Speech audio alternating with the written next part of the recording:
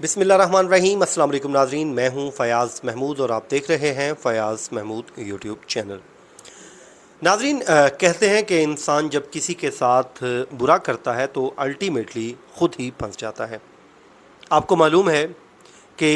कुछ यूट्यूबर्स हैं जिन्होंने ये तहैया कर रखा है कि एक मज़लूम बाप की किरदार कुशी भी करनी है और उन्हें जो है रुस्वा भी करना है। लेकिन वो कहते हैं ना कि इज़्ज़त और ज़िल्लत अल्लाह ताला के हाथ में है और आज ऐसा ही कुछ हुआ है। कराची की अदालत में, वहाँ पर कराची में अदालत ने एक फ़ैसला दिया है, हुक्मनामा ये कह लीजिए कि जारी किया है और उसमें उन यूट्यूबर्स को कि आप ये कह लीजिए कि आज के फ़ैसले के बाद, आज के हुक्मनामे के बाद उन यूट्यूबर्स के सर पर एक बम फूटा है। और वो बात यहीं पर रुकने वाली नहीं है, बल्कि अब वो मेहदी अली काज़मी साहब के रहम करम पर हैं कि वो चाहें तो वो बाहर आज़ाद फ़िज़ाओं में सांस ले सकते हैं, वरना उनको जेल की हवा खानी पड़ सकती है। वो कैसे? वो उसकी वजह ये है कि उनको जो अदालत ने ऑप्शन दे दिया है पीका एक्ट के तहत कि आप एफआईए से रुजू कर लें और क्रिमिनल प्रोसीडिंग स्टार्ट हो जाएगी। जब क्रिमिनल प्रोसीडिंग स्टार्ट होती है तो ज़ाहिर है इसमें गिरफ्तारियां भी हो सकती हैं, इसमें जेल भी जाना पड़ सकता है, तो ये सारा कुछ हो सकता है। अच्छा जनाब, सिंध हाई कोर्ट में आज केस की समाअत थी, आपको मालूम है, और मेहदी अली काज़मी साहब ने एक दरख्वास्त दायर कर रखी है जिसमें उन्होंने खातून यूट्यूबर समेत तकरीबन कुछ 7-8 लोग हैं, उन सब के ख़िलाफ़ एक दरख्वास्त दायर कर रखी है जिसमें कहा गया है कि उनकी तज़हीक की जा रही है, उनके ख़ानदान को तज़हीक का निशाना बनाया जा रहा है। हालांकि ये वो ख़ानदान है जिसके ऊपर पहले ही इतनी मुश्किलात हैं कि जो उनकी बेटी है उनको, उस बेटी को छीन लिया गया और आज वो उस बेटी को वापस हासिल करने के लिए दर बदर की ठोकरें खा रहे हैं। और हमारी जो तरबियत है वो भी हमें यही कहती है कि हमें, अगर हम मज़लूम के साथ खड़े नहीं हो सकते तो कम से कम जालिम का साथ भी ना दें। और इस केस में मेरे नज़दीक तो मज़लूम जो है वो मेहदी अली काज़मी और उनकी फैमिली है, और इस वक्त उनका जो नुकसान हुआ है वो शायद इस केस में किसी का नहीं हुआ। ज़हीर का क्या है, वो तो कल को किसी और के साथ भी शादी कर लेगा। हमारी मेल डोमिनेटेड सोसाइटी है और ये हकीकत है, इसमें कोई दूसरी राय नहीं है। मुझे ये बात कहते हुए कोई आर और शर्म महसूस नहीं हो रही कि ये मेल डोमिनेटेड सोसाइटी है और इसमें जो मर्द होता है उसको हर किस्म का लाइसेंस हासिल है और ये कह दिया जाता है ओ खैर है जी, मुंडे तो करदे ही होंदे ने, यानी कि कोई बात नहीं, लड़के ने जो काम कर लिया कोई बात नहीं, ये इस तरह के काम तो वो करते ही होते हैं। अलबत्ता लड़की अगर इस तरह का काम कर ले या शादी कर ले तो उसके लिए जीना मुहाल कर दिया जाता है। लेकिन इस केस में पहली बार ऐसा हुआ है कि एक वालिद ने, एक वालदा ने ये तहैया किया कि वो मुआशरे की बातों के पीछे नहीं आएंगे, मुआशरे की बातें उनका रास्ता नहीं रोकेंगी, बल्कि वो इस जंग को इसलिए लड़ेंगे कि आइंदा कोई और जहरा काज़मी ना हो, कोई और किसी की बेटी को इस तरह ज़हीर ना ले जाए, इस तरह उनकी बेटी को रुस्वा ना किया जाए, इस तरह उनकी फैमिली को रुस्वा ना किया जाए। तो अब इसमें जनाब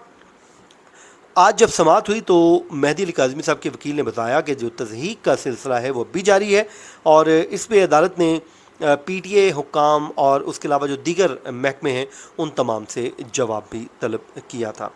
आज पीटीए की जानिब से जो हुक्काम पेश हुए उन्होंने अदालत को बताया कि जो है जो अपनी रिपोर्ट जमा करवा दी, लेकिन जो खातून यूट्यूबर समेत जो दीगर यूट्यूबर्स हैं जो इस खेल में मुलविस हैं उनमें से कोई भी पेश नहीं हुआ और ना ही उन्होंने जवाब जमा करवाया। अच्छा जनाब, लिंक्स जो हैं वो अदालत में जमा करवाए गए, वो मुख्तलिफ़ चैनल्स के मुख्तलिफ यूट्यूब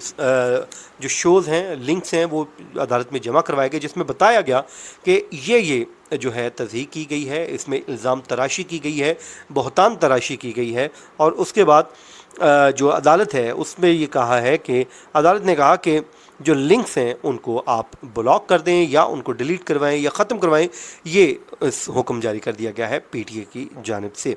उसके बाद जनाब अदालत ने एक और भी हुक्म दिया है कि वफाकी हुकूमत और जो सूबाई हुकूमतें हैं उनको भी फ़रीक बनाने का हुक्म दिया है और ये कहा है कि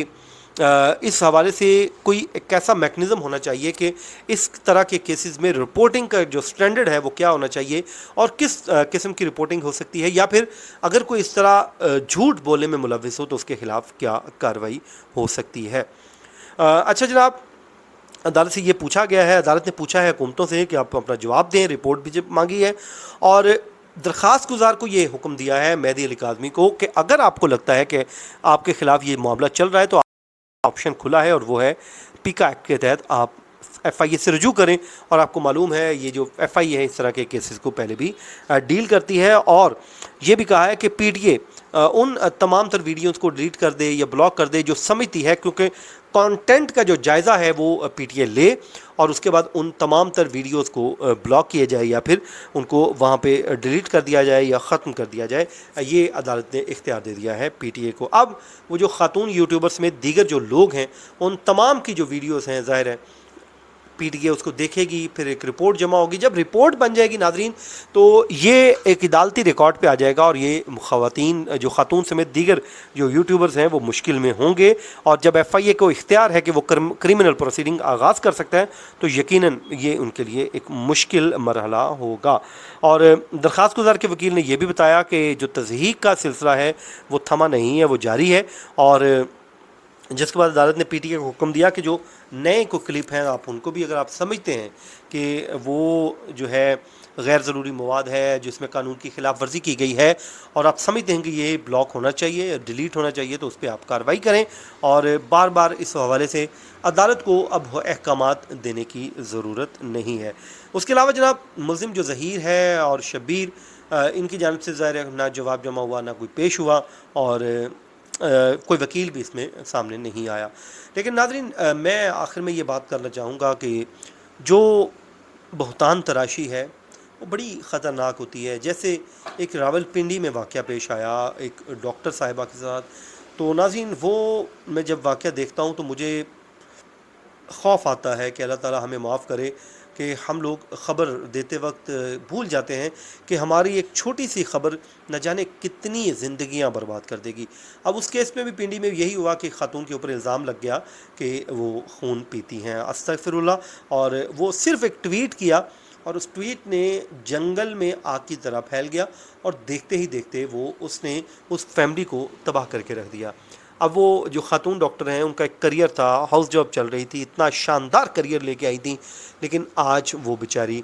डिप्रेशन में हैं, डिप्रेस से बाहर नहीं आ रही। तो मुझे आप ये बताइए, जो ट्वीट करने वाले ने तो ट्वीट कर दिया और बाद में माफ़ी भी मांग ली,